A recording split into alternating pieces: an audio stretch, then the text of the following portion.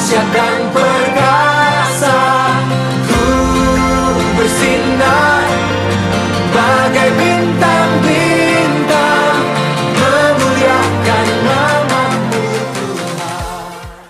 Halo teman-teman semuanya, perkenalkan nama saya Magdalena Amanat Amatala. Di sini saya akan membawakan renungan dengan judul Iman Mengubah Segalanya. Sebelum memulai renungan kita pada malam hari ini, mari kita berdoa bersama-sama. Allah Bapa yang baik, terima kasih karena Engkau sudah menyertai kami dari pagi tadi hingga malam hari ini ya Tuhan. Sekarang kami akan mendengarkan sendiri dari renungan Tuhan, kiranya Tuhan memberkati kami selama kami mendengarkan renungan ini. Dan kiranya renungan ini tidak hanya kami dengar, tapi kami lakukan dalam kehidupan sehari-hari. Berikan kami hikmat-Mu ya Tuhan, sehingga kami dapat mengerti apa yang Tuhan bicarakan melalui firman ini. Terima kasih ya Tuhan, sekarang kami siap mendengarkan firman Tuhan. Di dalam nama Tuhan Yesus Kristus kami sudah berdoa dan mengucap syukur. Haleluya, amin. Renungan kita pada malam hari ini diambil dari 1 Samuel yang pertama, ayat yang pertama sampai yang ke-28. Teman-teman bisa pause video ini untuk membaca terlebih dahulu. Dari kisah ini kita dapat tahu bagaimana Penina membuat Hana gusar, lalu bagaimana Imam Eli menganggap Hana sebagai mabuk, dan bagaimana Tuhan bekerja dengan luar biasa dalam kehidupan Hana. Lalu, apa yang dapat kita pelajari dari kehidupan seorang Hana? Yang pertama, yaitu hidup menyenangkan hati Tuhan. Seperti yang kita tahu bahwa Penina selalu menyakiti hati Hana. Namun Hana tidak membalas Penina dengan menyakiti balik, karena fokus Hana adalah menyenangkan hati Tuhan. Sama seperti hidup kita, mungkin orang lain itu bisa menyakiti hati kita. Namun jika kita fokus untuk menyenangkan hati Tuhan, dan bukan menyenangkan manusia, kita akan merasakan damai di dalam hati. Lalu yang kedua adalah berdoa dan curhat sama Tuhan. Hana mendapatkan ketenangan dan kedamaian dalam dirinya ketika ia berdoa dan cerita sama Tuhan.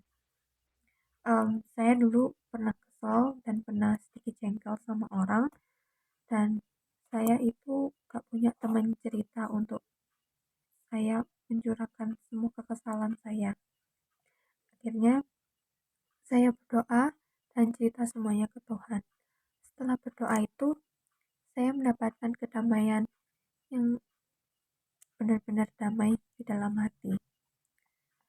Jadi, teman-teman jangan pernah takut untuk cerita, untuk datang ke Tuhan, berdoa kepada Tuhan, karena percayalah Tuhan menunggu kalian untuk datang dan untuk berdoa sama Dia. Lalu, yang ketiga adalah setia pada janji. Dalam ayat yang ke-11, Hana berjanji bahwa dia akan memberikan Samuel kepada Tuhan seumur hidupnya. Dan Hana menepati janjinya. Seperti yang di ayat yang ke-28. Hana membuktikan kasih sejati kepada Tuhan dengan menepati janji yang sudah ia nadarkan sebelumnya. Kita sebagai Kristen harus tulus kepada Tuhan, seperti Hana yang tidak melupakan janjinya kepada Tuhan.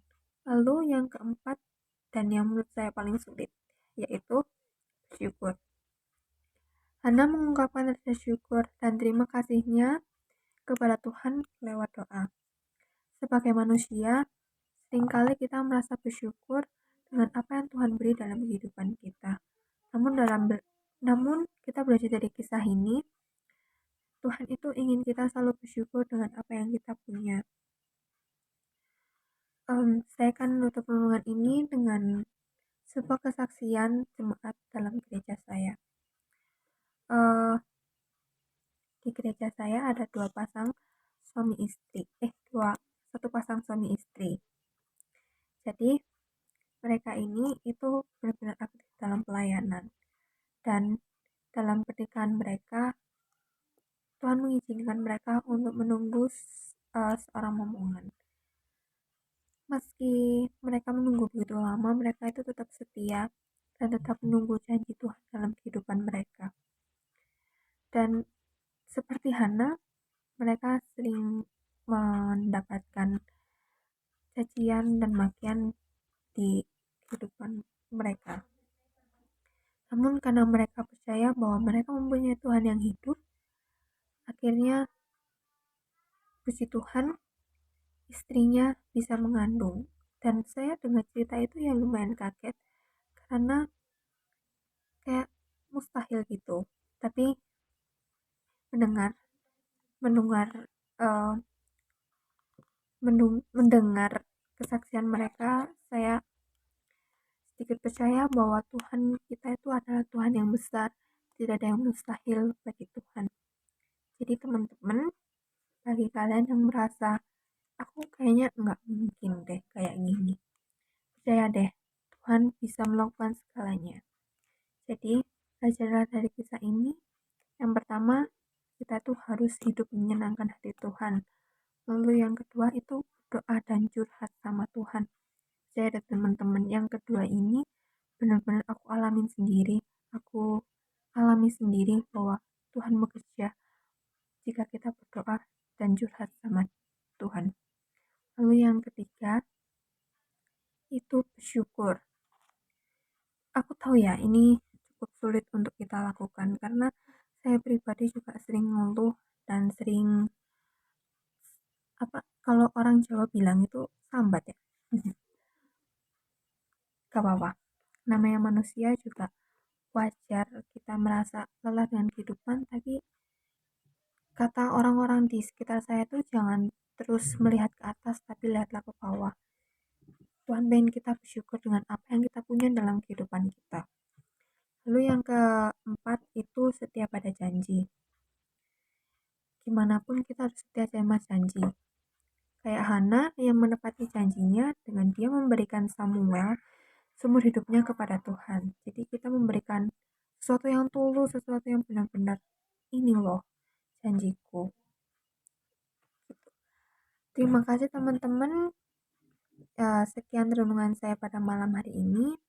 Kiranya renungan saya ini dapat menjadi inspirasi dan dapat menjadi jawaban doa yang mungkin teman-teman kumpulkan dalam kehidupan teman-teman sehari-hari. Sebelum menutup renungan kita pada malam hari ini, mari kita berdoa bersama-sama. Allah Bapa yang Maha Baik, terima kasih Tuhan, kami sudah mendengarkan sedikit dari renungan Tuhan. Kiranya renungan Tuhan ini dapat kami resapi dan dapat kami lakukan dalam kehidupan sehari-hari. Bantu kami ya Tuhan, agar kami dapat selalu menyenangkan hati Tuhan dan dapat selalu hidup sesuai dengan kehendak Tuhan. Terima kasih Tuhan, sekarang kami akan beristirahat. Kiranya Tuhan berkati istirahat kami, sehingga kami besok bisa bangun pagi dengan sehat. Terima kasih Tuhan, kami sudah berdoa dan mengucap syukur. Haleluya, amin. Halo teman-teman semuanya, selamat tidur.